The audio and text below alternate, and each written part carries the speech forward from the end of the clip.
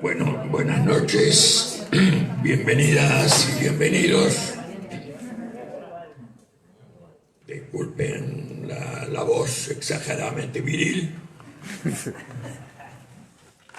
sin ningún tipo de discriminación, eso por supuesto. Bueno, en primer lugar y ante todo, esta actividad,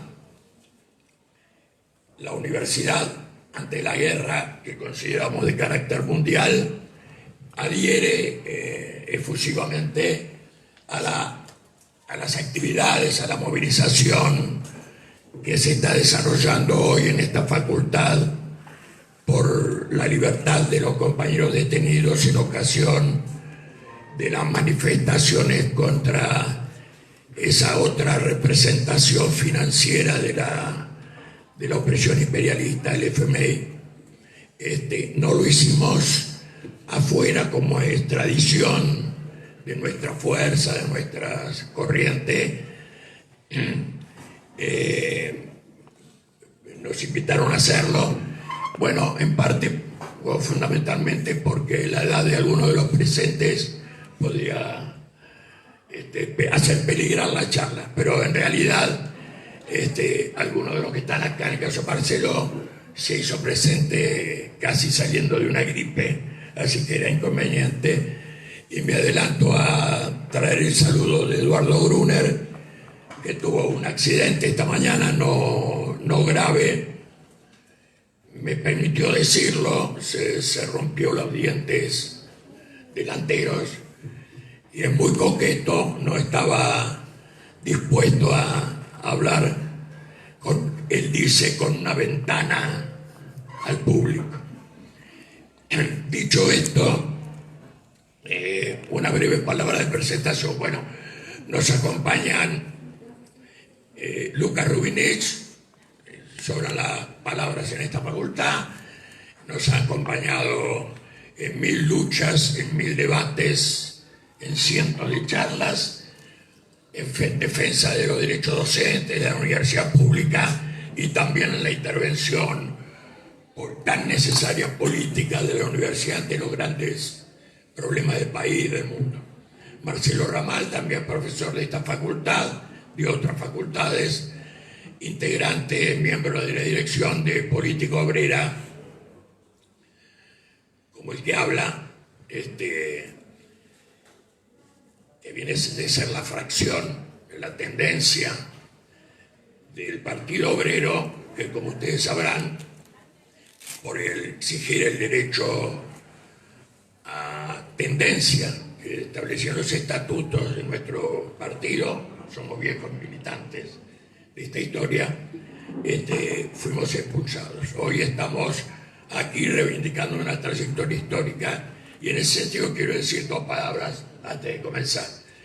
En primer lugar, esta actividad surgió en un principio, ni bien iniciada la invasión de Rusia a Ucrania, en un debate final de la cátedra que está a mi cargo todavía, un seminario que trata las transformaciones sociales y políticas en el siglo XX y que por lo tanto durante todo el verano debatió el siglo XX, un siglo de guerras y revoluciones. Al presentarse al final del curso este fenómeno que hoy vivimos desplegados, un debate colectivo con los estudiantes y por lo tanto muchos de ellos, o casi todos, no integrantes de una corriente particular, promovió que se hicieran charlas, debates abiertos sobre la guerra en la facultad y en la universidad. Lo considero importante, recogiendo esos debates, esos análisis que no voy a decir ahora. Por otro lado, coincidiendo con ello, la agrupación naranja de docentes universitarios, los integrantes docentes del Partido Obrero Tendencia, de Política Obrera, entendemos que es de fundamental importancia promover esta discusión, la toma de posición, no por un mero hecho de solidaridad ante lo que se transforma en una catástrofe humanitaria y de todo tipo, sino porque entendemos que esta catástrofe alcanza a los pueblos, a los oprimidos, a los trabajadores, a los jóvenes de todo el mundo, y que impacta también fuertemente en nuestra América Latina, en nuestro país. Quiero cerrar diciendo que así como tenemos el brazo financiero del capital financiero, el FMI, oprimiendo sistemáticamente a nuestro país, su brazo armado, el de la OTAN, es el que está promoviendo esta guerra de destrucción, que es una guerra imperialista. Bueno, eso lo debatirán, si están de acuerdo los oradores, entre un gran imperialismo y un pequeño imperialismo a costa de las condiciones de vida, de la vida misma de los trabajadores del pueblo. Por lo tanto, también lo discutimos en ese curso. Creemos que esa vieja consigna, menos vieja, más presente, más auténtica que nunca, de la necesidad de la unidad de los oprimidos de todo el mundo, se haga carne, se haga vigente, y queremos que este debate contribuya también a eso. Bueno, lo dejo, la palabra no sé quién, ¿sabor? No está arreglado, entonces te voy a consultar. Bueno, con ustedes, el amigo, compañero, colega, Lucas Ruiz. Muchas gracias. Un placer siempre estar con los compañeros. Como dice Néstor, hemos estado en muchos lugares y promoviendo el debate en la universidad, que me parece algo fundamental.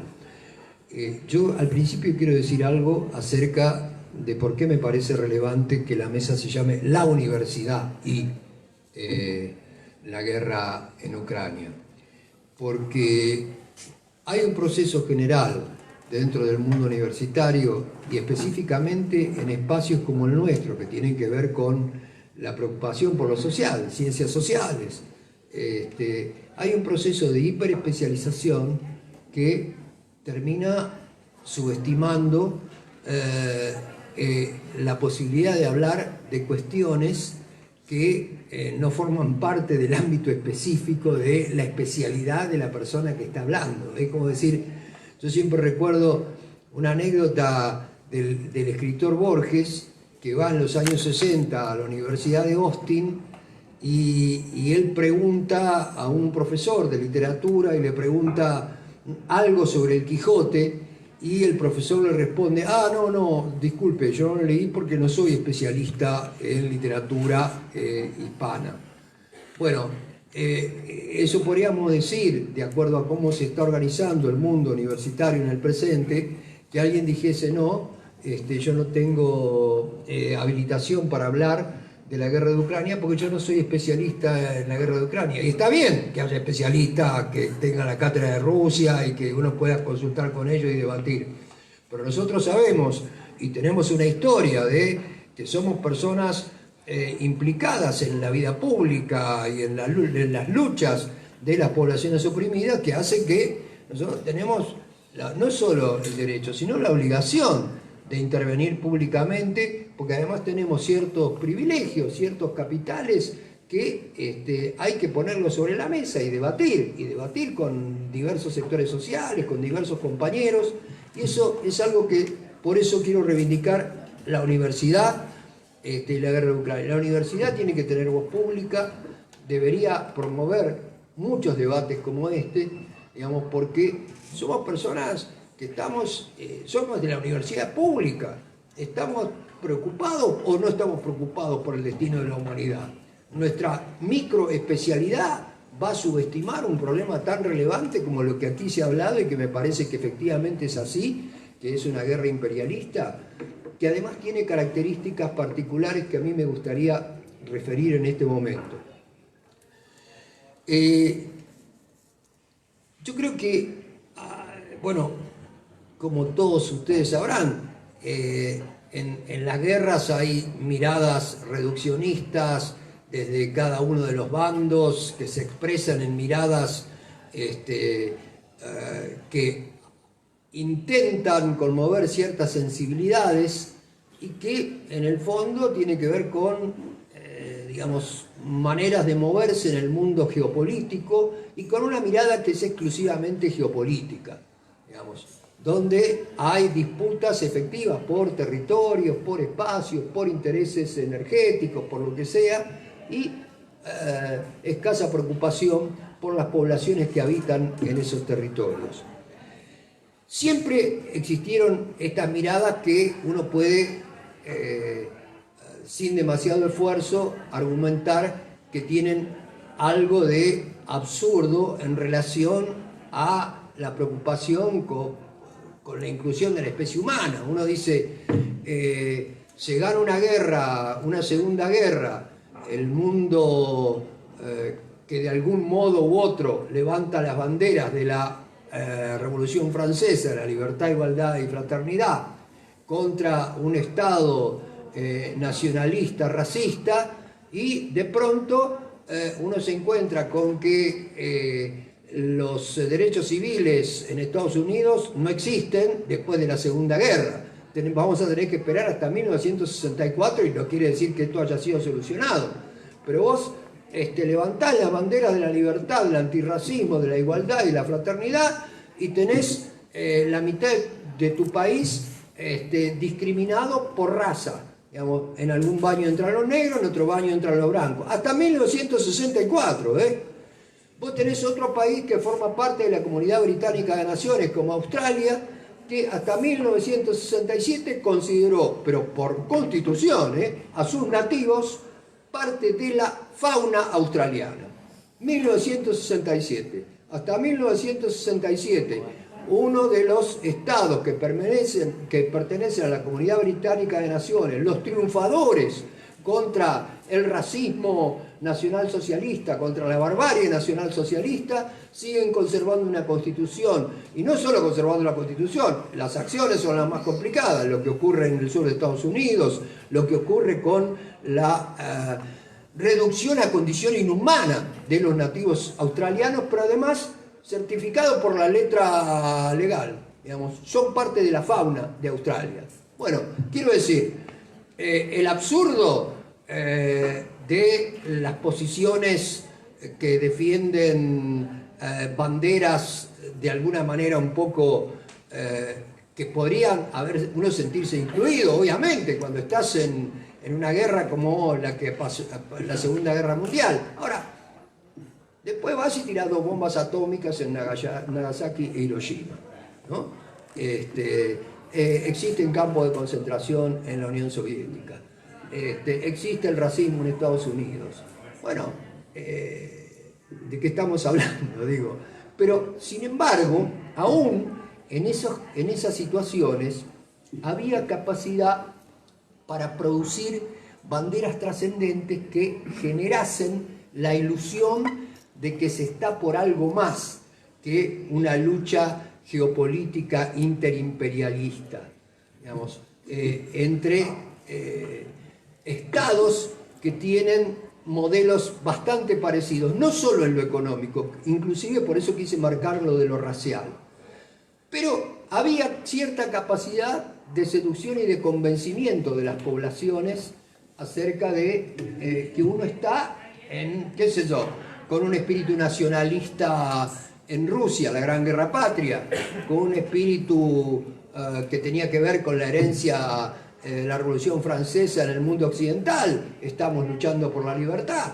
Bueno, y pasaban estas cosas, pero sin embargo, pasaban esas cosas que yo mencioné antes, pero la sensibilidad de que vos estás en una lucha legítima se había extendido fuertemente.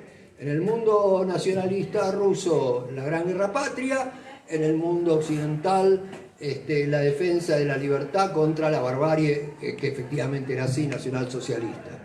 Ahora, lo que ocurre, yo creo que en el presente han habido cambios muy fuertes y significativos en lo que uno podría llamar las clases dominantes de los países centrales. Cambios que tienen que ver con, no es que cambió en términos estructurales nada extraordinario, pero sí hay un cambio que es significativo, que tiene que ver con el predominio del capital financiero. Y el predominio del capital financiero tiene también como ciertos elementos que, si se me permite decirlo así, tienen que ver con una cultura del capital financiero. Una cultura del capital financiero que ni siquiera sostiene las clásicas banderas liberales que eufemísticamente se pueden presentar como las defensas de la libertad, la defensa de la libre expresión, esas cosas que, aunque no ocurrieran del todo, tenían algún peso significativo. Es cada vez más transparente el mundo de las clases dominantes del presente, poseídos, imbuidos de la cultura del capital financiero. Hubo un profesor de esta casa, se llamaba Jorge Weinstein, que volvió a recuperar una categoría que a mí me parece pertinente, que Marx había utilizado en la lucha de clases en Francia. Cuando Marx hablaba de la lumpenburguesía. Si ustedes recuerdan, hablando del orleanismo francés de 1830-1848, Marx decía: en las cumbres de la sociedad burguesa se propagó el desenfreno por la satisfacción de los apetitos más malsanos y desordenados, que a cada paso chocaban con las mismas leyes de la burguesía. Desenfreno en el que por ley natural va a buscar su satisfacción la riqueza procedente del juego. Desenfreno porque el placer se convierte en crápula y en el que confluyen el dinero, el lodo y la sangre. La aristocracia financiera, dice Marx, lo mismo en sus métodos de adquisición que en sus placeres, no es más que el renacimiento del lumpenproletariado en las cumbres de la sociedad burguesa. Y yo creo que esto que está dicho para un momento histórico particular de la primera parte del siglo XIX francés, es algo que también retomaron el concepto de burguesía, Mandel, para hablar de la burguesía brasileña en la década del 60, de alguna manera el célebre personaje de la década del 60, que era André Gunder Frank, también utilizó ese concepto, pero ese concepto tenía una perspectiva un tanto etnocéntrica. Era como lumpenburguesías eran las burguesías de los países periféricos, que además tenían efectivamente características particulares que podían ser descritas con esa categoría. Pero lo que me pareció importante a mí de nuestro compañero Weinstein es que dijo: este concepto puede ser revitalizado y puede ser productivo para pensar las formas de movimiento de las clases dominantes de los países centrales, occidentales y general, de los países que tienen poder económico y poder político a nivel internacional. ¿Por qué? Porque efectivamente no hay acá un intento de pensar solo en la burguesía brasileña o solo en la burguesía peruana. No, pensar, uno mira cómo funcionan de manera transparente ciertas cuestiones en países que son absolutamente centrales, en el imperio norteamericano. No hay más que ver que lo que ocurrió con Donald Trump. No hay más que ver que la transparencia con que se hace el comercio de droga a nivel internacional y que los consumidores más importantes de la droga más cara son consumidores del territorio norteamericano. Los negocios que hacen la DEA como organismo de control del narcotráfico es un negocio más.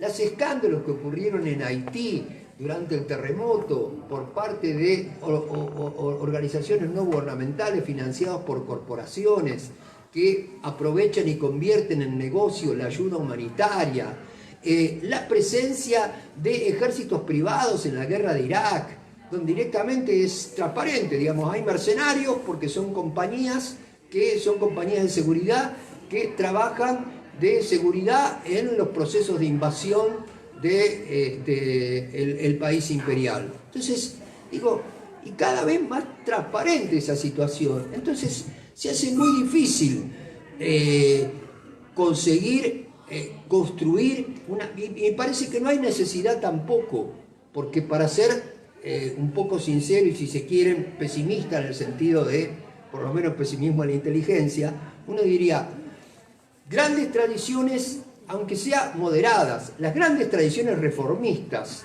del mundo occidental explotaron, digamos, no existen más.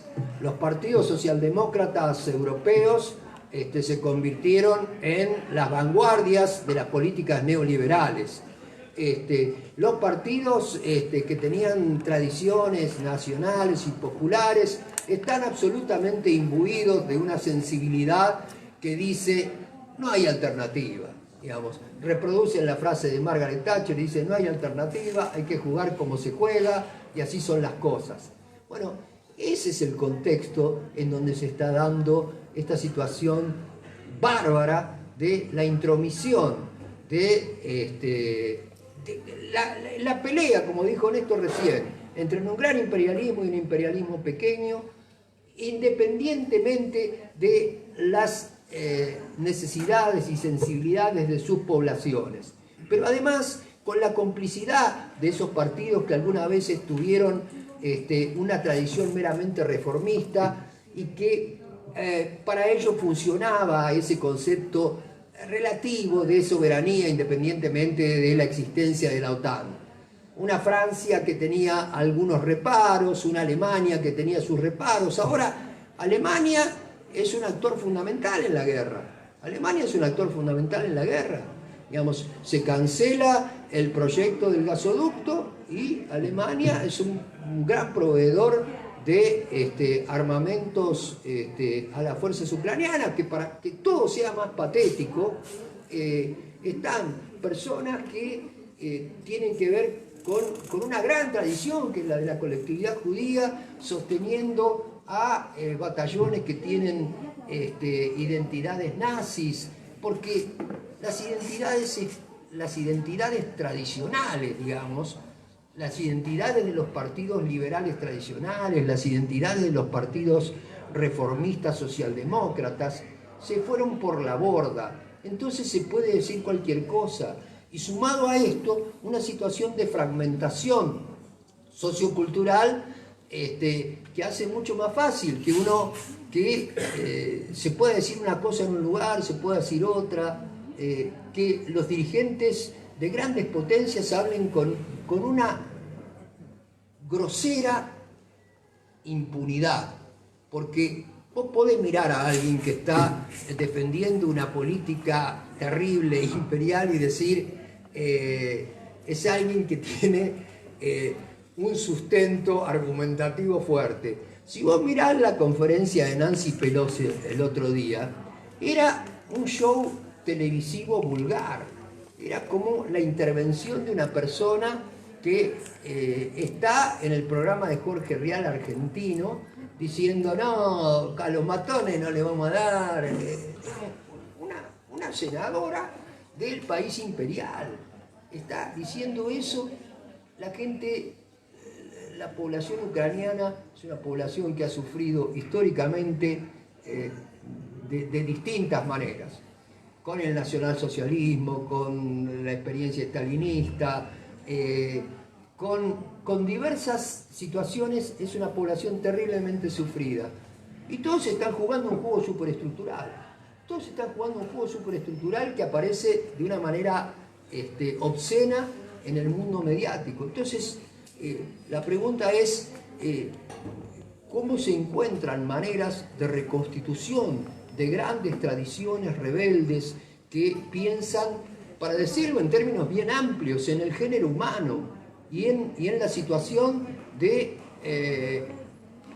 explotación y abandono y marginación que sufren amplios sectores de la especie humana en el presente, y ni siquiera hay discursos eufemísticos que contemplen situaciones de ese tipo? Por eso a mí mi reflexión sobre esta situación de guerra de Ucrania es que yo creo que se hace realidad este concepto de que la cultura del capital financiero pone a jugadores de dados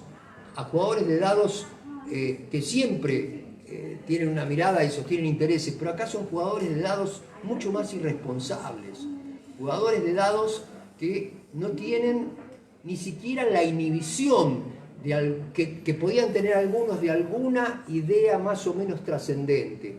No hay nada trascendente, es pura cuestión de relaciones de fuerza, es pura cuestión de defensa de intereses. No se puede encontrar en ninguna de las intervenciones algo que uno diga, bueno, acá hay un discurso construido que yo me voy a encargar de analizar críticamente, pero hay un discurso construido que dice, bueno, nosotros estamos en defensa de un sector de la humanidad oprimida por algo. No, ni siquiera hay necesidad de decir eso. Estamos acá porque estamos contra el matón, dice Nancy Pelosi, dicen barbaridades, dicen vulgaridades.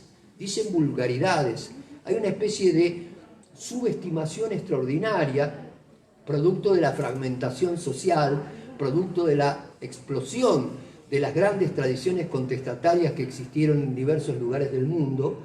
Hay como habilitación para decir cualquier cosa. ¿Cuánto tiempo se puede hacer eso?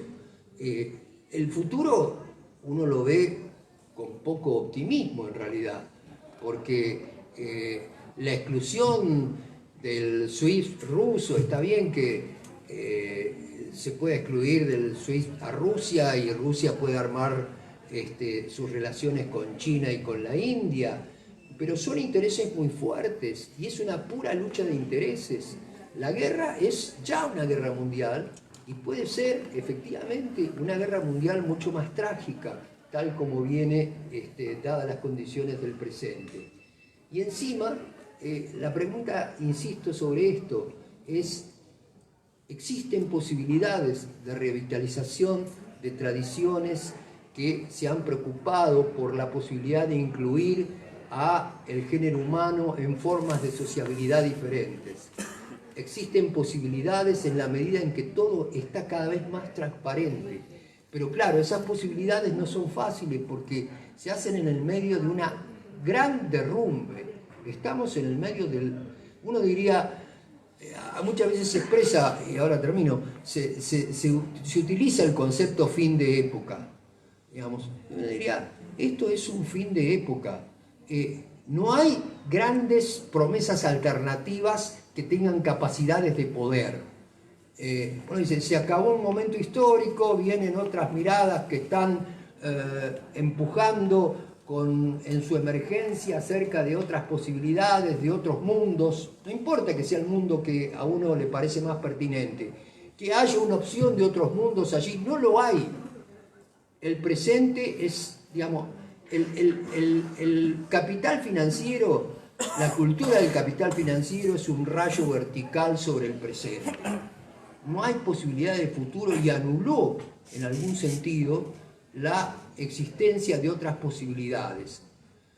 La generación de conflictos, el derrumbe, el futuro oscuro que uno puede imaginar a partir de estas situaciones, puede permitir la reconstitución, que quizás no sea en el corto tiempo, de algunas miradas que vuelvan a pensar en la forma de vida de la especie humana e imaginar que existen posibilidades de pensar, de imaginar, de construir sociedades que puedan resistirse a estas guerras absurdas imperialistas y que puedan imaginarse sociedades donde la mayor parte del género humano pueda ser incluida.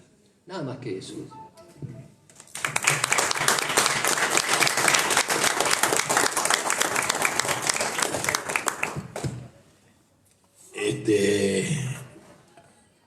Bueno, había un compañero de juventud que quería decir algo sobre la lucha de los estudiantes. Me había pedido la palabra, entonces me parece en ese momento. ¿Qué tal? No, simplemente mencionar, ahí verán los carteles de que acá falta Haru. Se están organizando una cantidad de clases públicas y demás, y nosotros inscribimos obviamente este debate en el reclamo contundente de que liberen al compañero de esta facultad, de la carrera de Sociología, y a otros 2 compañeros que hace un mes están detenidos como consecuencia de una de las movilizaciones contra el acuerdo del FMI. Y bueno, ya ha pasado mucho tiempo. Están acusados de asociación ilícita. Los compañeros no se conocen entre sí. En las últimas horas le han dictado una prisión domiciliaria que no se hizo efectiva, pero los colocaría en su casa con una tobillera, es decir, un ataque gravísimo. No conozco muchos antecedentes de compañeros de la universidad tanto tiempo detenidos y demás. Y bueno, obviamente reclamamos fuertemente la liberación de los 3 compañeros y obviamente denunciamos que la única asociación ilícita que está ocurriendo ahora es el gobierno, la oposición, el Fondo Monetario, que están reventando al país en función de un rumbo que no tiene futuro. Así que nada, nos sumamos al pedido por la libertad de los compañeros.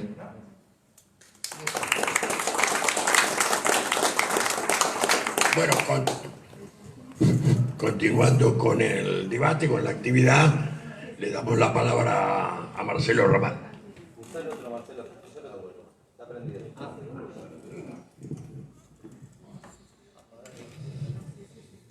Bueno, quiero expresar mi coincidencia en primer lugar con la preocupación que manifestaron tanto Néstor como Lucas en el sentido de que la universidad se involucre en el debate y en la lucha contra la guerra, contra esta guerra. Es indudable que, inclusive no solo acá en la Argentina, hay una tensión, hay un conflicto respecto, en primer lugar, de cómo ubicar o de cómo caracterizar a esta guerra. Y indudablemente que en la manipulación que la llamada opinión pública recibe todo el tiempo por parte de los medios y los voceros del gran capital, está siempre la tendencia, podríamos llamar nacionalista o provincialista, de, digamos, sustraer a la guerra de su alcance real y colocarnos, ¿no es cierto?, simplemente en un escenario donde, por ejemplo, la Argentina tiene una serie de crisis y problemas y además hay una guerra, ¿no es cierto?, en algún lugar.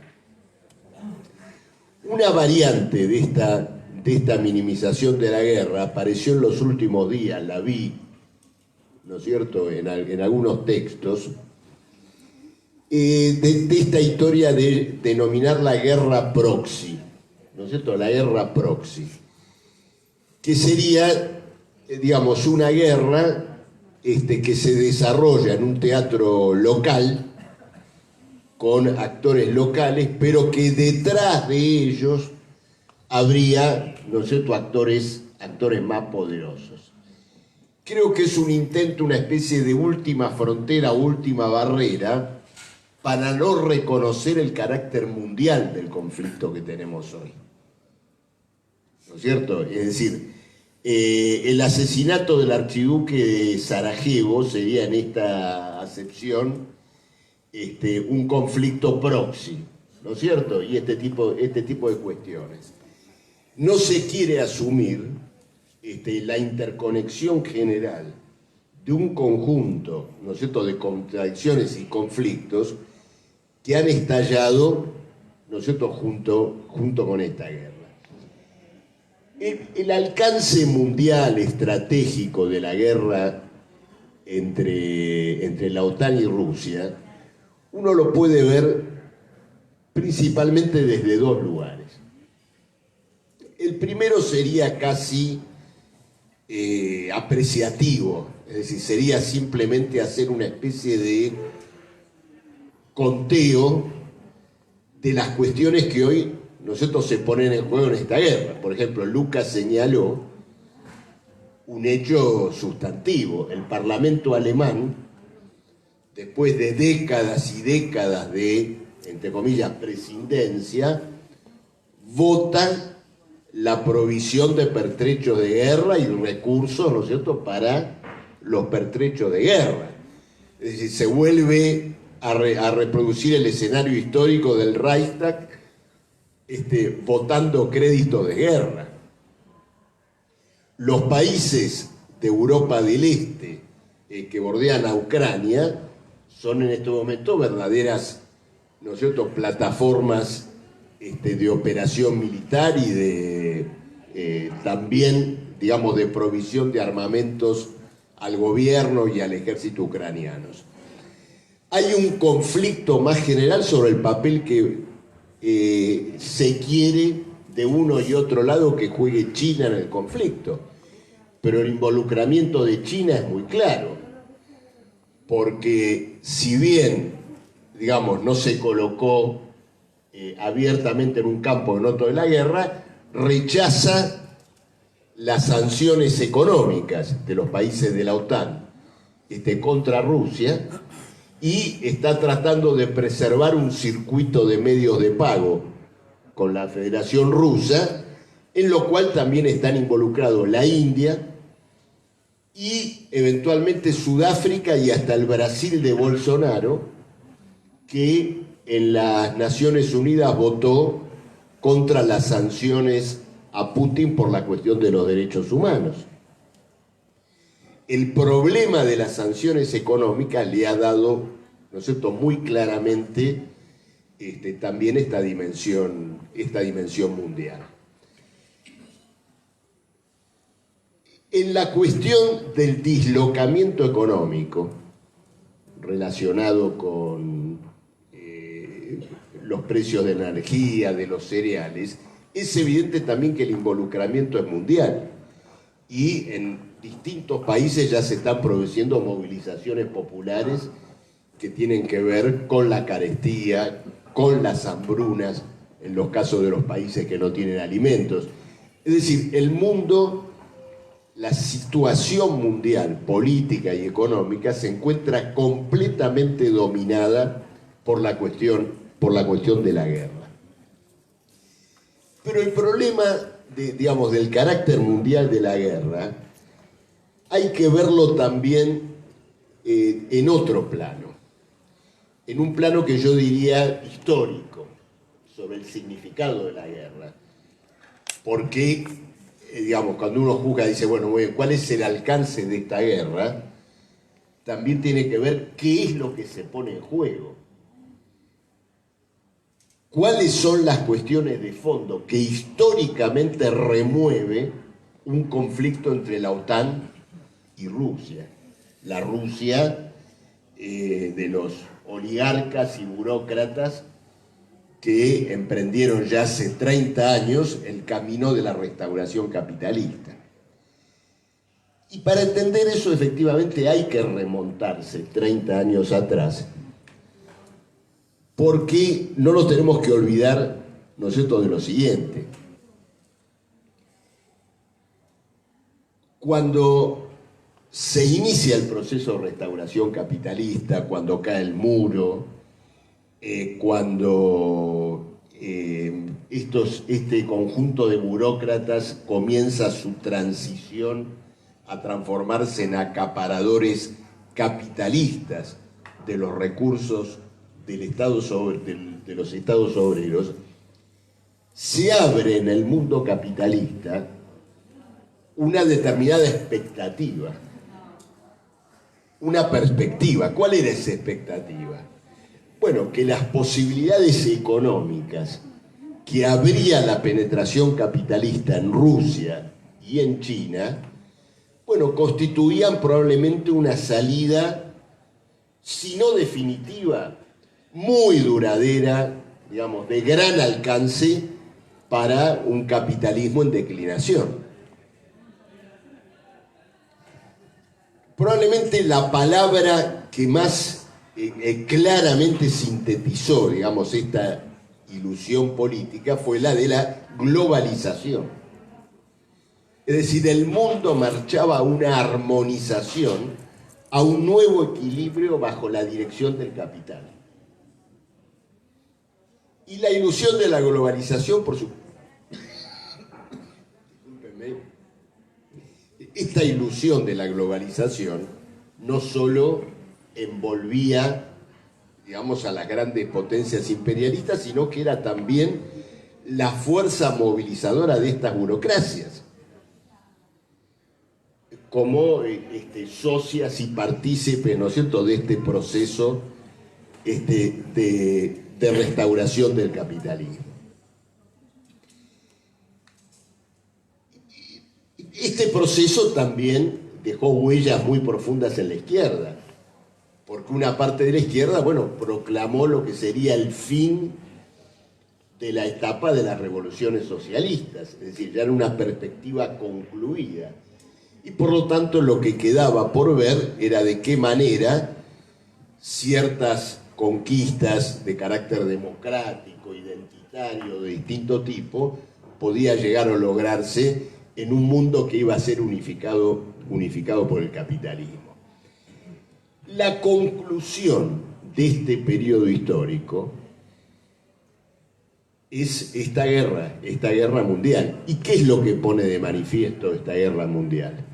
Que a término el proceso de restauración capitalista, la integración o la pretensión de integrar a los antiguos estados obreros al mercado mundial, bueno, terminó multiplicando y terminó acrecentando todas las contradicciones precedentes que se habían buscado superar.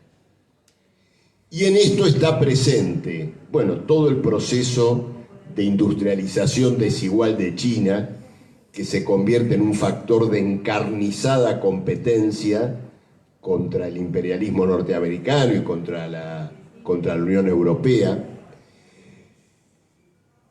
El retroceso económico, pero principalmente del lugar comercial e industrial de Estados Unidos en el mercado mundial, y la tentativa de suplantar ese retroceso con una presencia gravitante desde el punto de vista financiero y monetario. Las 3/4 partes de las transacciones mundiales se continúan haciendo en dólares, cuando hoy Estados Unidos solo representa la 1/4 parte de la economía mundial. Bueno, lo que iban a ser las mecas del capitalismo se transformaron en competidores del capitalismo. A su vez, ¿no es cierto?, esta situación agudizó los choques al interior de las propias potencias capitalistas, principalmente entre la Unión Europea y los Estados Unidos.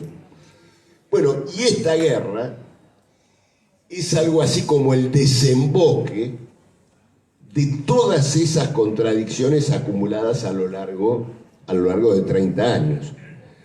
Durante mucho tiempo, este proceso de antagonismos y desigualdades, por ejemplo, entre Estados Unidos y China, se compensó con un flujo de capitales caracterizado por inversiones externas en China, grandes excedentes generados, ¿no es cierto?, por la industria exportadora china, que se dirigían a la compra de la deuda pública norteamericana. Bueno, ese famoso acople también en los últimos años ha mostrado signos de agotamiento. Y bueno, y la experiencia Trump indudablemente fue un intento de características bonapartistas, autoritarias del imperialismo norteamericano, de salir de este impasse, reconstruir un lugar de Estados Unidos en el mercado mundial, acentuar una política expansionista disfrazada de proteccionista. Bueno, todo esto se ha concentrado ahora en esta guerra. Bien que estos 30 años de globalización tampoco tuvieron nada de armónicos. Asistimos a conflictos absolutamente cruentos que mostraron en numerosas oportunidades que el proceso de la restauración del capitalismo no iba a tener nada de pacífico. Solo por nombrar uno, pensemos en lo que fue la disolución de Yugoslavia, ¿no es cierto?, una de las guerras locales de masacre, ¿no es cierto?, más brutales que jamás se conocieron. Entonces, llegados a este punto, indudablemente que tenemos que incorporar, como yo diría, preámbulo o anticipo de este desenlace, la propia pandemia. Porque la pandemia, digamos, por un lado, expresó hasta qué punto de contradicción ha llegado el vínculo entre la producción social y el propio medio natural que la rodea. Y luego que en plena pandemia todos los antagonismos entre las grandes potencias se acentuaron en lo que tuvo que ver con la provisión de vacunas, de distintos tipos de suministros médicos, es decir, fue una fase de acentuación de todos los antagonismos antes, ¿no es cierto?, del desemboque de esta guerra. Entonces, ¿qué es lo que está en juego en esta guerra? Lo que está en juego es una reconfiguración de las relaciones políticas y sociales a escala mundial. Una gran reconfiguración, como la que se planteó en definitiva en las grandes guerras mundiales. ¿Cuál es el choque que se plantea en torno del problema de la restauración capitalista? Particularmente Estados Unidos quiere eliminar todas las trabas y mediaciones para una penetración de características irrestrictas en los antiguos estados obreros. Es esto que se llama a veces como la meta del cambio de régimen en Rusia y en China. Es decir, terminar con estas experiencias de gobiernos autoritarios o bonapartistas y establecer detrás de algún principio democrático formal un régimen absolutamente afín a la penetración imperialista directa, desplazando incluso del manejo económico a las burocracias tornadas capitalistas, que son poderosas en términos de su fortuna personal, pero débiles en el lugar que ocupan en el mercado mundial. Jugaron un papel para la destrucción de las bases de la economía estatizada. Hoy, digamos, el capital internacional quiere una penetración directa y mucho más abierta sin esa mediación. Y naturalmente eso es lo que defiende Putin, hoy en particular en esta guerra, es decir, continuar siendo el gendarme del proceso de recolonización económica capitalista de Rusia y, si es posible, de toda la región que en su momento conformó, ¿no es cierto?, la URSS. Este es el problema de fondo que está en juego, y así como hubo episodios de enorme violencia durante todo este periodo, esta guerra en particular fue largamente preparada. Es decir, este objetivo de desplazar a Putin de un lado y de consolidar un espacio económico propio por parte de Putin, bueno, tiene, ¿no es cierto?, antecedentes muy extensos y principalmente por el lado de la OTAN. La OTAN ha construido, digamos, sobre su propio desarrollo una suerte de coalición política y militar cada vez, ¿no es cierto?, más fuerte y cada vez más enfocada sobre Rusia. Es solo mirar el número de países que integraban la OTAN cuando ella se constituyó y el número de países que la integran hoy. El cambio de régimen en Ucrania, que se llevó adelante hace ya varios años atrás y que terminó imponiendo, ¿no es cierto?, a este elenco político que hoy encabeza Zelensky, ha estado acompañado de una penetración no solamente económica, sino militar, pertrechando a estos famosos batallones paramilitares de carácter fascista que han llevado adelante verdaderas masacres en el este de Ucrania. Ahora, a raíz de la guerra, ¿no es cierto?, de lo que estamos viviendo hoy, también nos vamos enterando del alcance de esa penetración económica y militar. Por ejemplo, la presencia de 20.000 marines entrenando tropas especiales de Ucrania desde hace ya varios años, y preparando y al mismo tiempo explicando por qué también tiene el alcance y la fuerza que tiene la resistencia ucraniana contra la invasión rusa.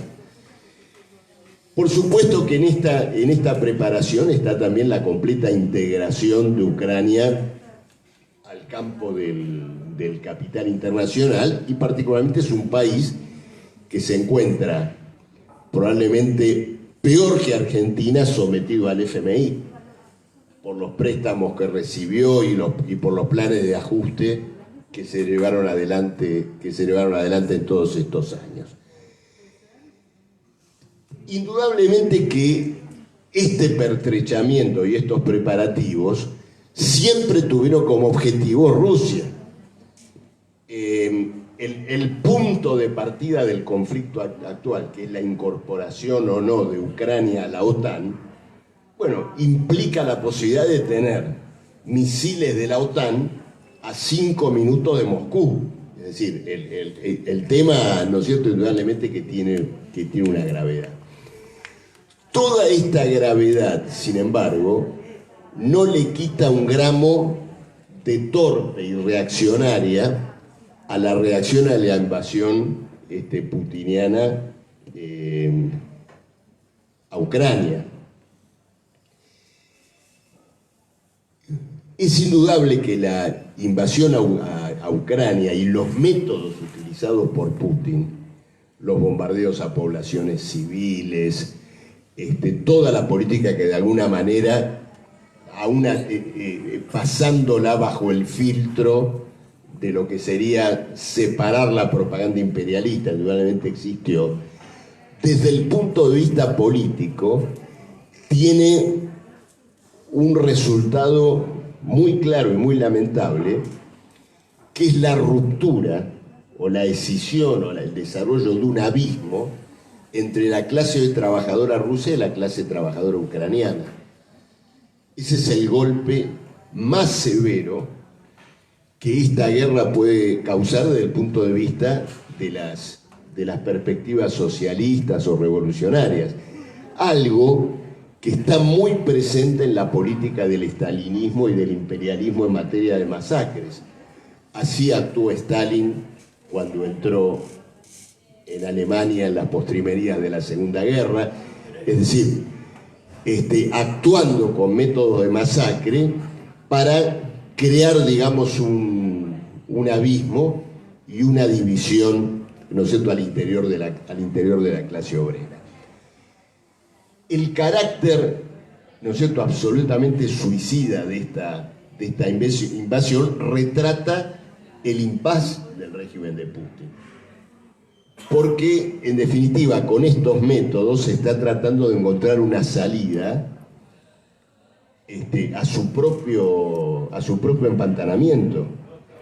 Rusia hoy, después de estas 3 décadas de restauración capitalista, representa mucho menos en el mercado mundial de lo que representaba en aquel momento. Es, para decirlo en términos de lo que se habla así, tanto en la Argentina, es un país reprimarizado, y Putin ha buscado y sigue buscando una integración al mercado mundial y sobre todo la economía europea, principalmente como proveedor de materias primas. Y hoy, en plena guerra, inclusive cuando habla, no deja de señalar que su gran objetivo, ¿no es cierto?, es poder llevar adelante esa integración al mercado mundial. En este punto, indudablemente que juegan las rivalidades entre la Unión Europea y los Estados Unidos, porque durante toda la gobernación de Merkel, bueno, cabalgó esta política. Es decir, Merkel era la gran artífice de esta suerte de cooptación de Rusia a la Unión Europea. Y Estados Unidos, marcando el paso de la ofensiva contra Putin, quiere ir barriendo y cortando, ¿no es cierto?, todos esos lazos, llevando adelante una ofensiva directa sobre Rusia y, digamos, de codo o indirecta sobre la propia Unión Europea y sobre las pretensiones de la Unión Europea de anudar un proceso económico propio independiente con la Federación Rusa. Esto se ve también en las discusiones que existen sobre una probable mediación o una tregua o un armisticio en la propia guerra, donde hasta el propio Zelensky busca alguna variante de compromiso que Biden rechaza. Por ejemplo, esta posibilidad de que Ucrania no se integre a la OTAN y que se cree un escenario de garantías políticas no muy claras, pero que abriría, ¿no es cierto?, un periodo de tregua, que Biden rechaza.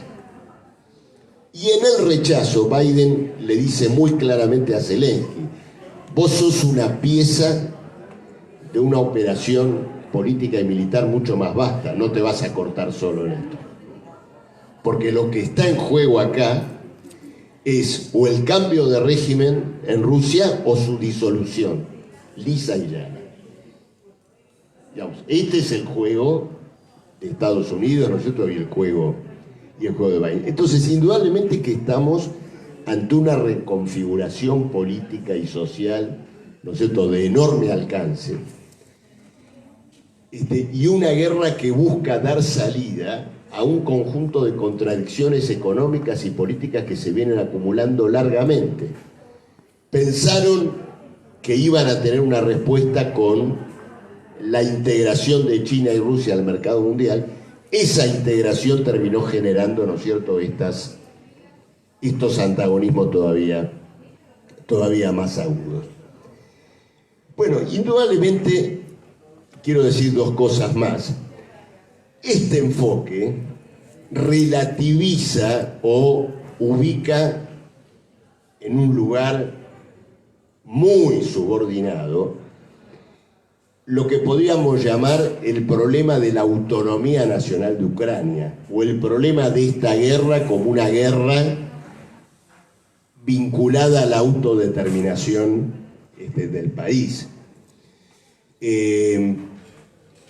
Está en juego una cuestión de carácter, ¿no es cierto?, mucho más amplio.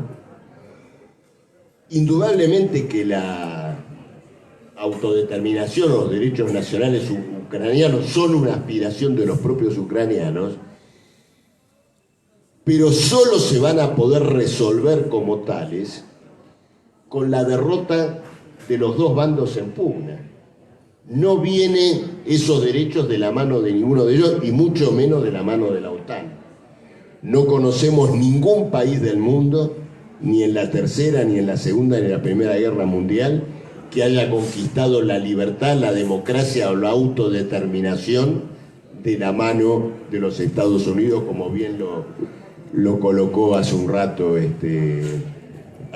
Lucas. Vistas las cosas, ¿no es cierto?, de esta manera,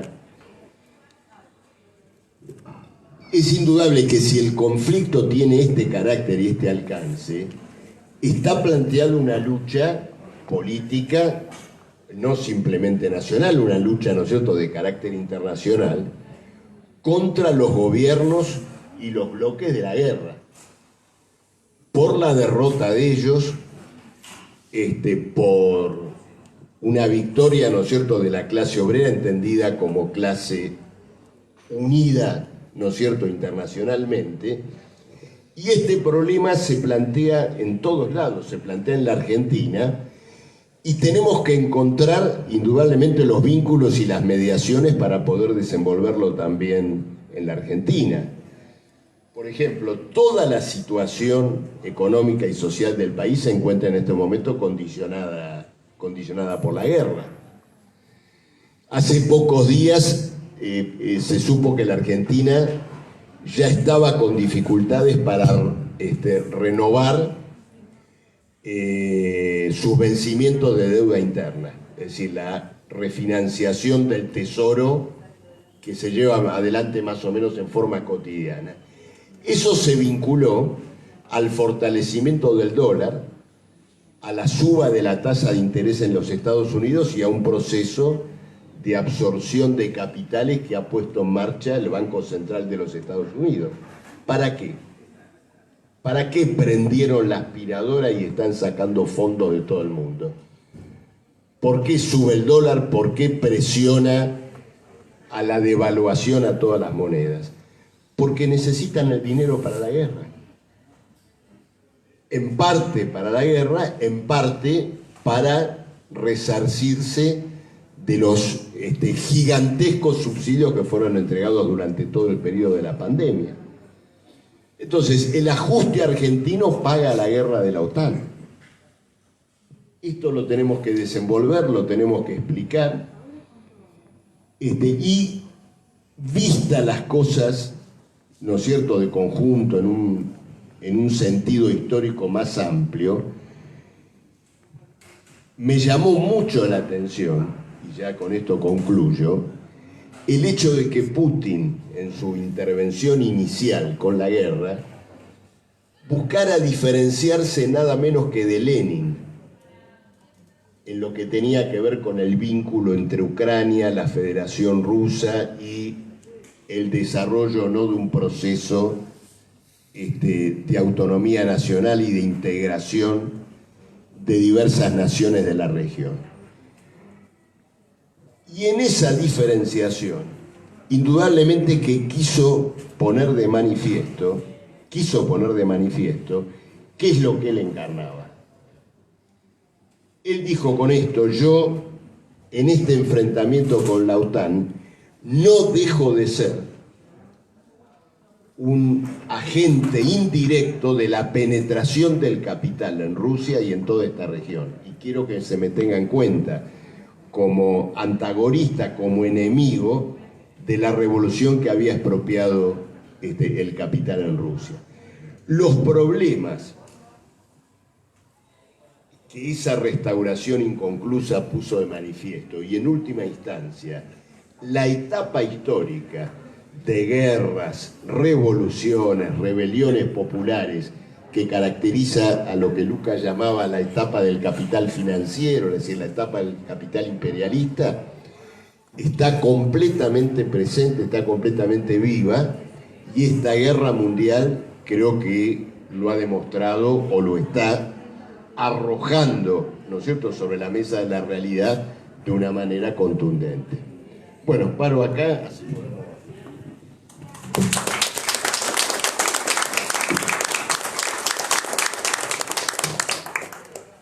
Bueno, abrimos a los presentes el debate, las preguntas, las opiniones. Traten de no amontonarse. Es como en el subte, ¿no vieron esos que venden? Y dicen, sí, ya, ahora voy. Y le muestran a los que están adelante que está vendiendo todo mentira. Bueno, acá también, un momento, ya te doy la palabra.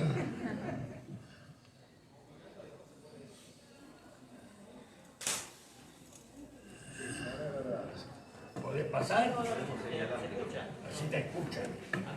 No tengas miedo. El inalámbrico. El micrófono este puede ser el inalámbrico. Agarra el inalámbrico. Tienen cara fea, pero no. Agarra el inalámbrico. Gracias. Yo le quería preguntar, entendí que hubo una pérdida de identidad de los partidos tradicionales, según usted dijo. A mí me hacía pregunta a qué lo atribuye. Sí, sí, la escuché.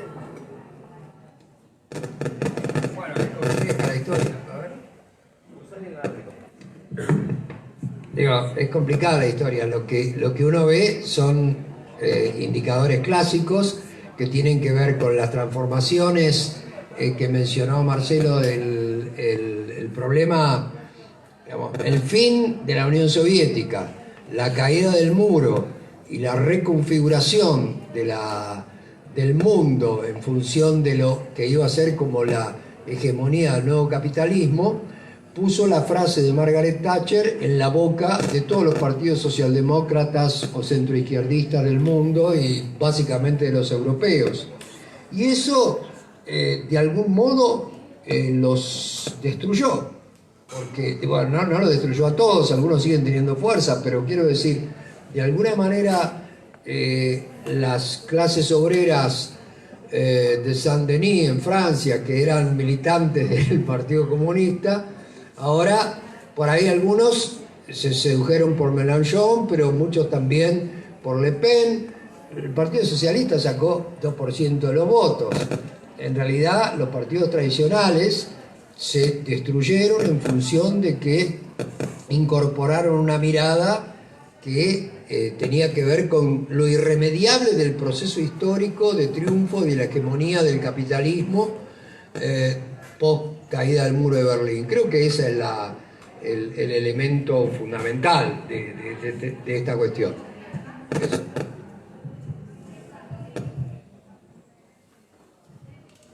¿Vos querés?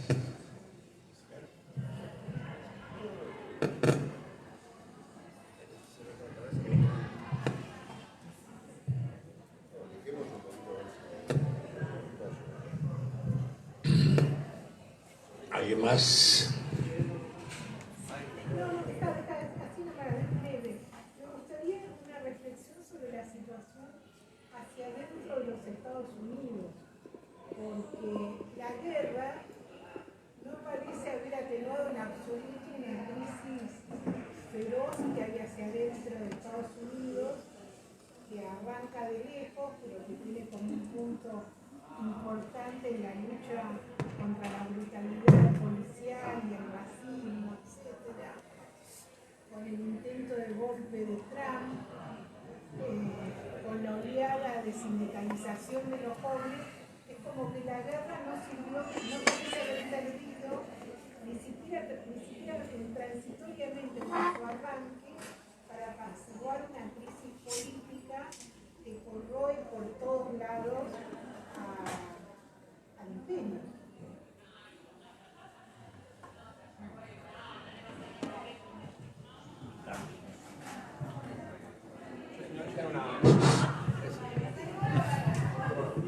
¿Hago una más? No, el tema de la guerra, bueno, esta es la primera actividad que se conoce en la universidad sobre el debate sobre este punto. ¿Cómo ven ustedes?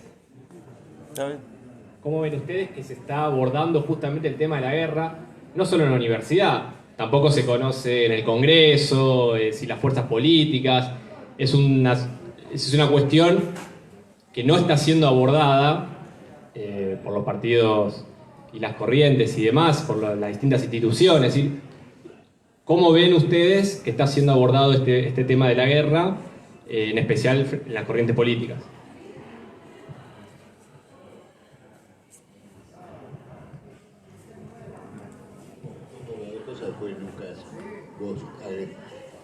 Hola. Bueno, no, en relación a lo que vos colocabas, Olga, me parece que ahí hay dos cosas muy importantes. Una tiene que ver con lo siguiente. Lo vinculo con algo que señaló Lucas en su exposición. Él enfatizó mucho el hecho que en la Segunda Guerra Mundial el campo del imperialismo democrático, digamos, se barnizó, se envolvió dentro de las banderas de las libertades. ¿No es cierto? Y, por supuesto, se sirvió de la derrota del nazismo para reforzar un cuadro opresivo, en primer lugar, en los propios Estados Unidos. Ocurre lo siguiente: esta guerra intenta envolverse en el campo de la OTAN con esas mismas banderas, ¿no es cierto? Es decir, una cruzada de la democracia contra el autoritarismo putiniano. La OTAN no tiene para esa cruzada, para esa campaña, las condiciones que tenían los aliados en la Segunda Guerra Mundial.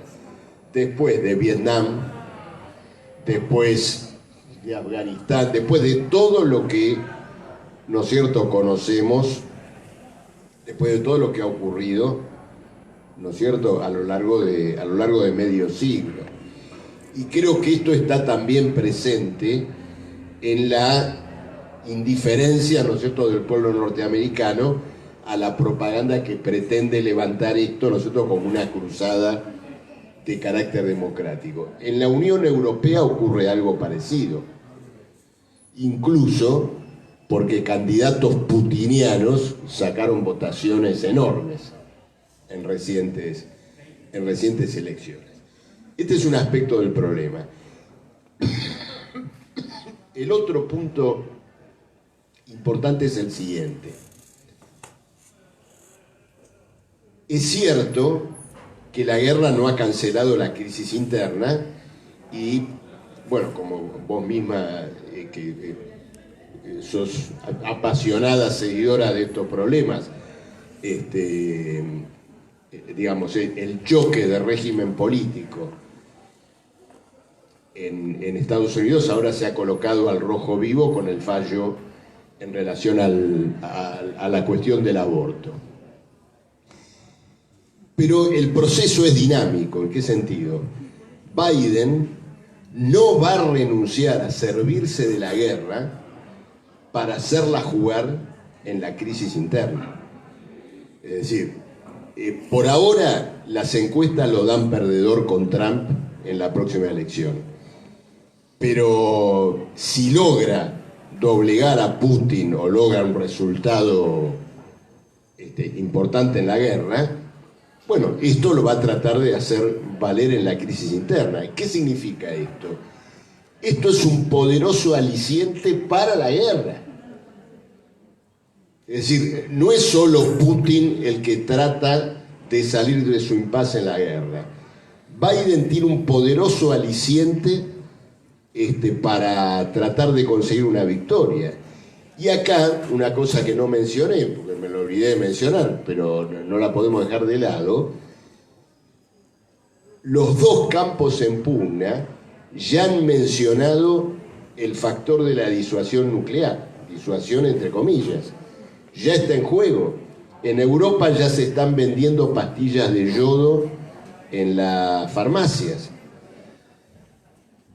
aunque lo que vendan no sirve para nada, pero atiende, digamos, al clima que ya se está creando de que se puede llevar adelante una guerra, inclusive con el uso de armas nucleares, regulada y esto, es decir, imagínense todas las cosas que se van a decir para, ¿no es cierto?, justificar una cuestión de este tipo. Es decir, hay que ver el problema que vos planteás de un modo dinámico. Biden no va a renunciar, ¿no es cierto?, al uso digamos, al uso de la guerra y por lo tanto a jugarse con todo, digamos, por una victoria militar, atendiendo, ¿no es cierto?, la propia crisis interna. Cuando las condiciones comerciales y productivas no sostienen al dólar, lo único que sostiene al dólar como patrón internacional es la fuerza. Y esto, ¿no es cierto?, está completamente vigente. El otro tema que quería tocar, que tiene que ver con esto que vos colocabas,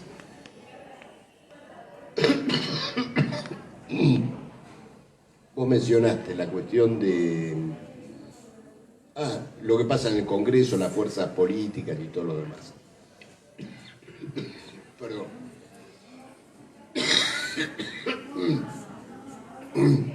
Ocurre lo siguiente.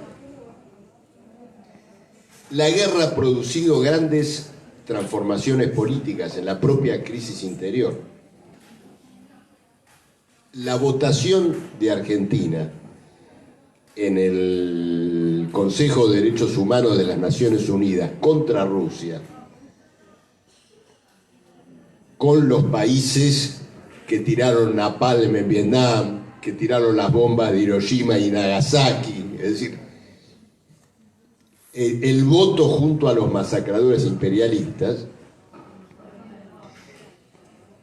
tiene que ver con la formación dentro del gobierno argentino de un bloque que está jugando abiertamente con la OTAN.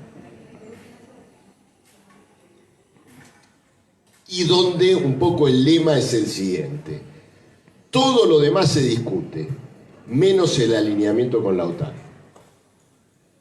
Hoy trascendió que el gobierno creo que emitió 80.000 millones de pesos a fines de abril, fuera del programa, como decían Les Luthiers cuando agregaban un bis y decían fuera del programa, es decir, fuera del programa pactado con el FMI, probablemente en algún entendimiento con el FMI, pero que está bajo el paraguas de este alineamiento con la OTAN, sobre el cual los protestones de la platea, ¿no?, los que somos futboleros sabemos que son los plateístas, los que van a la cancha y putean en la platea, es decir, Cristina, Máximo, De Pedro, no han dicho una palabra.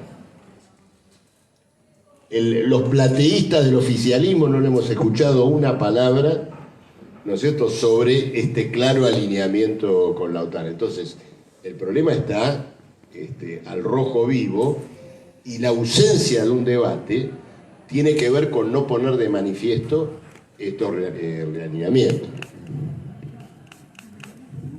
Bueno, muy rápidamente, porque la verdad que acuerdo con lo que dijo el compañero, pero yo diría una cosita con respecto a lo de Estados Unidos, que de alguna manera refuerza algo de lo que dijo Marcelo antes.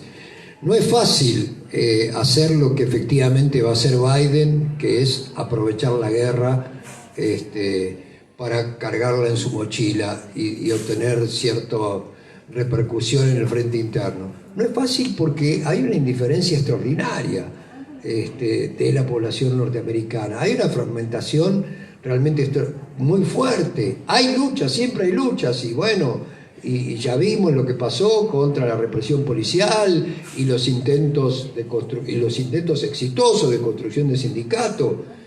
Pero también es cierto que hay unas amplísimas franjas de población, los mal llamados basura blanca, aquellos que quedaron como resultado del proceso de desindustrialización, que también tuvo un peso extraordinario en el mundo industrial norteamericano, que tiene una situación muy difícil. Se pierde cierta identidad. Cuando Trump se rió públicamente del senador McCain, que no importa si a vos te gusta o no te gusta, pero para el frente interno norteamericano es un héroe de guerra. Es el hijo de un general que fue capturado por los vietnamitas y que tenía ciertas discapacidades físicas producto de su aprisionamiento por parte del Vietcong.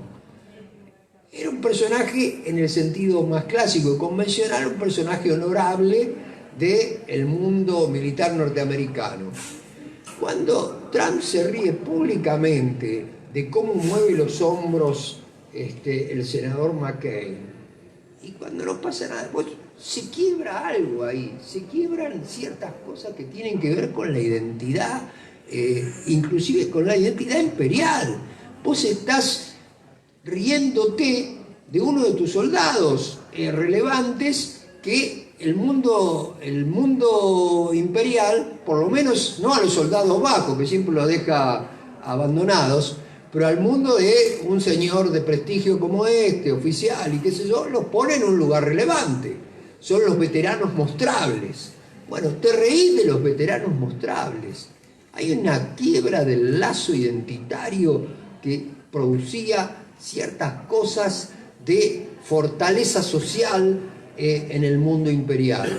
A mí me parece que eso no es poca cosa y que no niego que no vaya a intentar Biden hacer eso que mencionaba el compañero recién, pero a mí me parece que tiene una situación efectivamente mucho más difícil. Cuando dije la bandera trascendente, digamos, las clases altas norteamericanas podían mandar a sus hijos a la guerra. Hoy nadie manda a sus hijos a la guerra si vos sos clase alta norteamericana. Nadie cree en nada. Digamos, hay una descreencia fundamental en lo que se está haciendo. Simplemente son puros juegos de intereses. Entonces me parece que la guerra, digamos, es una situación que va a ser un objeto de manipulación por parte de una fuerza política como el Partido Demócrata, pero la verdad que desconfío de la efectividad que tenga esa manipulación. Y con respecto a lo que dice el compañero, bueno, refuerzo lo que dice Marcelo con respecto al silencio frente a la incorporación decidida de la OTAN, porque yo creo que lo que queda de los dos grandes partidos de la Argentina, bueno, prácticamente no existen como las identidades partidarias que existieran anteriormente, y lo que queda es una especie de, lo voy a decir en términos de lo que se dice despectivamente, porque yo lo voy a citar a Gaetano Mosca para no aparecer como Milei diciendo la casta política, voy a citar a Gaetano Mosca diciendo clase política, en el sentido más fuerte de lo que miraban los sociólogos elitistas, de decir, las bases son un elemento absolutamente pasivo y todas nuestras relaciones son superestructurales. Toda nuestra pelea es absolutamente superestructural y somos terriblemente pragmáticos porque creemos ya que el mundo no se puede cambiar. Entonces, discutimos cuestiones que tienen que ver con nuestros posicionamientos futuros, quién va a ser la fuerza que se va a preparar para una probable elección en el 2027, como un relevo. Pero no nos vamos a poner a discutir cosas fundamentales como si tenemos o no tenemos que estar con la OTAN. Estamos con la OTAN, porque no hay alternativa, porque cada uno de los dirigentes de la clase política en el presente cree que no hay alternativa, que la población fragmentada no es un elemento que pueda presionar en sus decisiones y que simplemente lo que hay que hacer es tener discursos que de alguna manera refieran a lo que fue en otro momento una identidad un poco más productiva. Entonces, yo creo que esa es la indiferencia. Nadie quiere debatir, nadie quiere deliberar. Las fuerzas que tienen convencionales, todos están preocupados por la manipulación electoral. Todos están preocupados por la manipulación electoral. Digamos, aún en nuestra propia facultad vos podés escuchar expectativas que tienen que ver con el legítimo deseo de incorporarse al mercado de trabajo, que es, digamos, la manipulación electoral, la manipulación de la opinión pública como un recurso fundamental de tu intervención en la política. Eso es el recurso fundamental de esta nueva clase política que mira despectivamente y como un elemento pasivo a sus bases. Entonces, por eso realmente no hay posibilidad de debate, menos de un debate que puede ser muy conflictivo, como es decir algo en relación a lo que es un poder tan extraordinario como el de la OTAN. Por eso creo que nadie dice absolutamente nada, levantan la mano y hacen lo que hay que hacer. Van con la OTAN.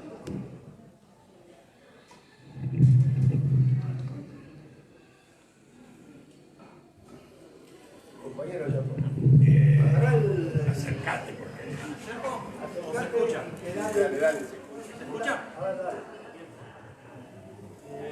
Yo soy Juan, me presento, soy militante de Democracia Obrera y saludo el debate sobre la cuestión ucraniana, sobre la guerra en Ucrania, que desde nuestro punto de vista parte aguas en el movimiento marxista y en la clase obrera mundial.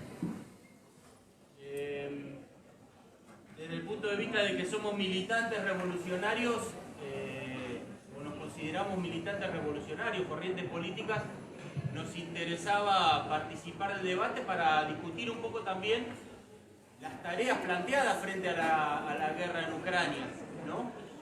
Porque más allá de las caracterizaciones, hoy en Ucrania está muriendo la clase obrera, compañeros, ¿no? Están muriendo las familias obreras ucranianas, hay una masacre, los soldados rusos son de la clase obrera, no están yendo a morir los hijos de los oligarcas rusos, entonces no es una cuestión menor. ¿Qué hacer para parar la guerra? Lo primero que queríamos plantear como aporte al debate, ¿no?, era frente a la caracterización que planteaban los compañeros de la tendencia de esta como una guerra mundial. Nos parecía como un elemento decisivo definir el carácter de la guerra, porque para el marxismo una guerra... ¿Qué fue la guerra mundial? Estamos hablando de dos guerras, la del 14 y la del 39-45, ¿no?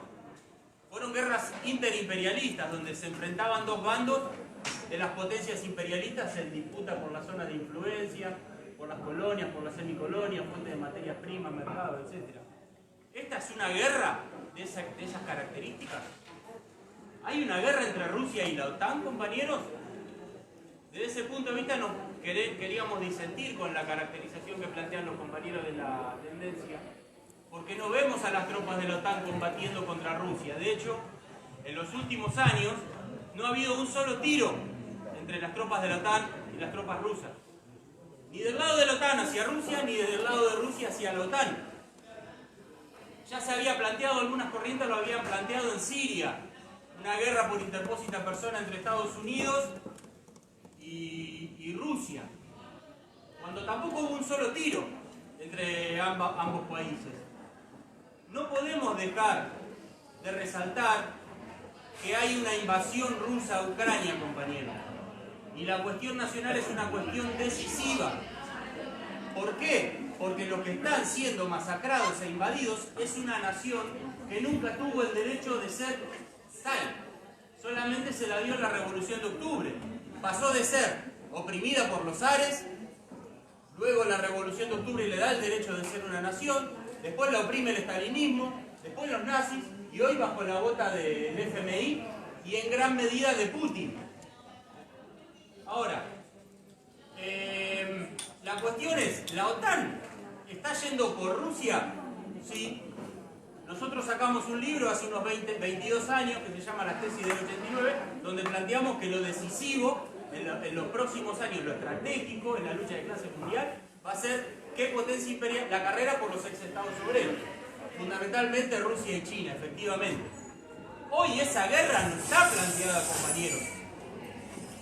Hoy Estados Unidos no puede prescindir de Putin, que es el gendarme del imperialismo en toda la zona de Eurasia.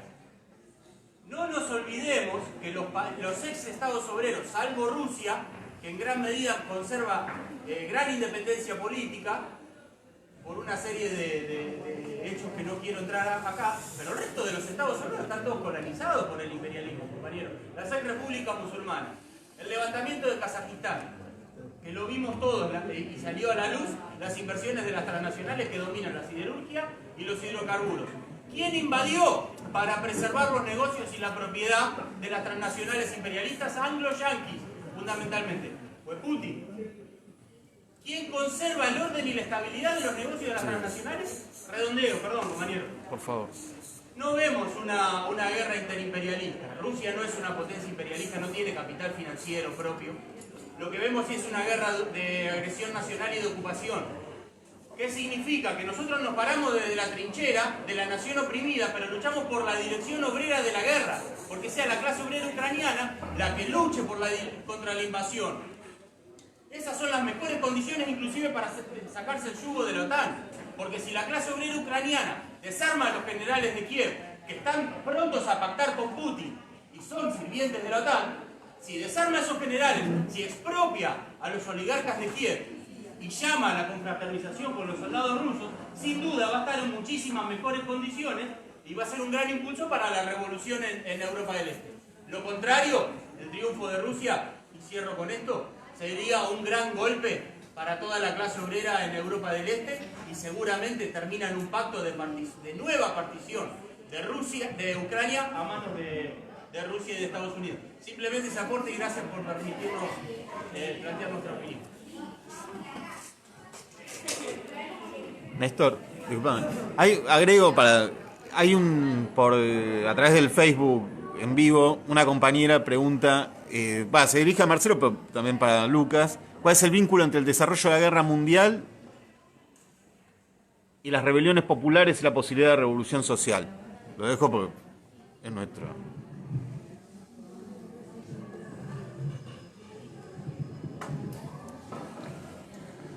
No, quiero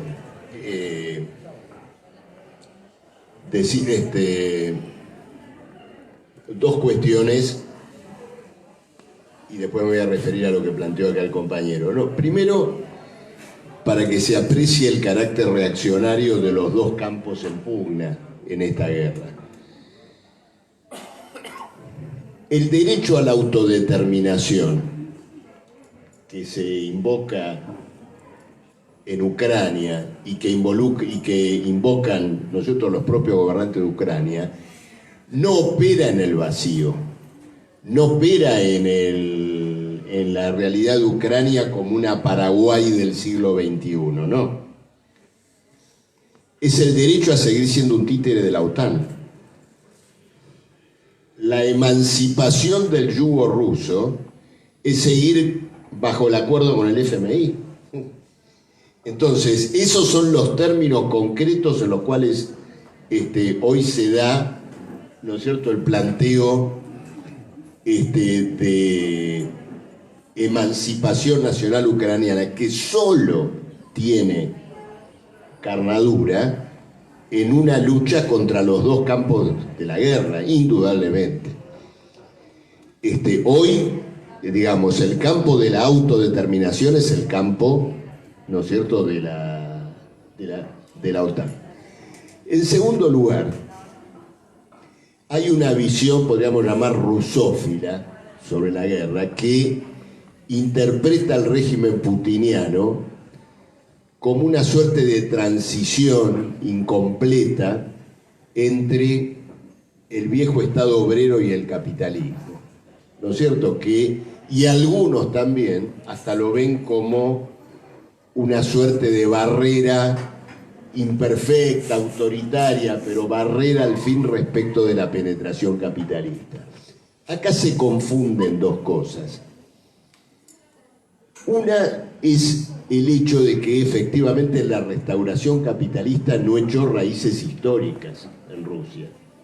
No hay una burguesía históricamente consolidada. Hay un grupo de bandidos, para decirlo de alguna manera, es decir, un tipo que se fue a Londres o se fue a Israel, se compró un club de fútbol en Inglaterra, es decir, es una banda, digamos, de aventureros capitalistas que no ha echado raíces. Ahora, eso no se puede confundir con un planteo intermedio entre la revolución socialista y el capitalismo. No tiene nada que ver. El rumbo de estos aventureros es abiertamente reaccionario.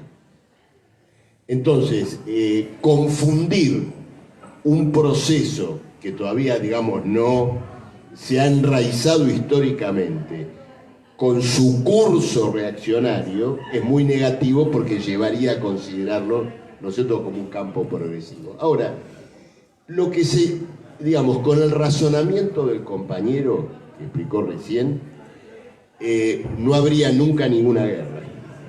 No hubiera habido ni Primera Guerra Mundial, ni Segunda Guerra Mundial, ni tampoco, porque todos serían agentes más o menos directos o indirectos del imperialismo. Hitler también lo era. Hitler se encargó de derrotar a la clase obrera alemana. Henry Ford escribía en Estados Unidos libros ensalzándolo. Con ese criterio no hubiera habido nunca una Segunda Guerra Mundial. El primero que hizo este planteo fue Carlos Kautsky, en las vísperas de la Primera Guerra Mundial, que elaboró la tesis del superimperialismo, es decir, que la internacionalización del capital y la penetración del capital financiero, bueno, por todos los poros de la economía mundial, iba a conducir a una suerte, ¿no es cierto?, de universalización armónica. Es un poco la tesis de la globalización.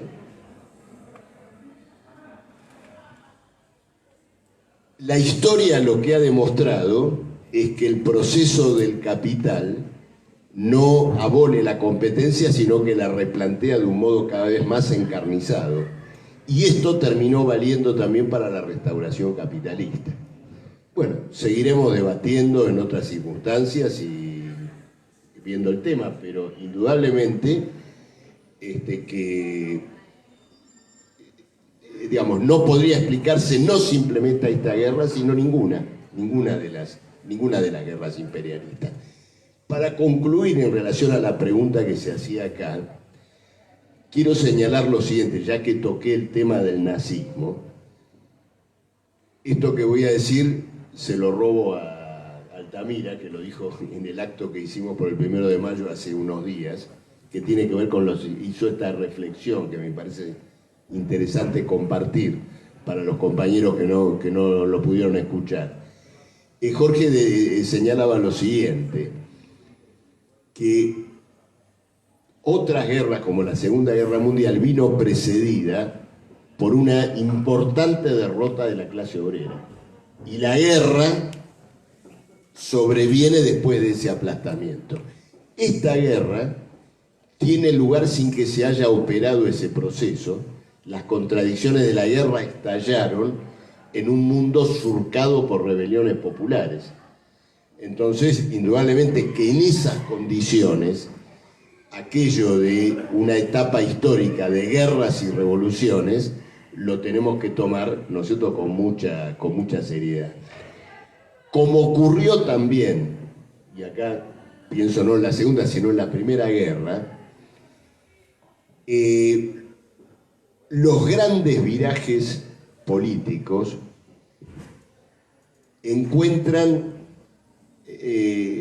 digamos, a una minoría revolucionaria en condiciones de relativo aislamiento, por la sencilla razón de que el mundo de la política del régimen y de los que no son del régimen, pero que de todas maneras se dejan llevar por el rutinarismo y el conservadurismo, solo puede ver la lucha de clases con la lupa del pasado y no puede ver, ¿no es cierto?, los virajes brutales que se operan en una realidad cruzada por guerras y rebeliones populares. Entonces, esto creo que tiene que ayudar a entender por qué indudablemente debatimos la guerra y parece que no se quiere debatir o que lo estamos haciendo en un cuadro de aislamiento o como se quiera llamar. Más temprano que tarde, estos virajes políticos van a manifestarse de un modo estruendoso en la realidad de la juventud, de la clase obrera, y es indudable que ese es el periodo que se viene. Bueno, gracias a todos. Sí, creo que a no ser que haya algo muy importante, es hora de... No, lo dejamos. Ya está, digamos, vos pusiste todo. No vamos a concentrar demasiado. Esto. Digo, sin pretender si alguna muy pregunta que haya quedado pendiente, si no damos por concluido con el compromiso por parte de nuestra agrupación de docentes Naranja Tendencia Universitaria de impulsar este debate no solo aquí, sino en toda la universidad, para lo cual promovemos y aceptamos iniciativas de todos los compañeros donde sea para dar lugar a la creación de este debate. Muchas gracias.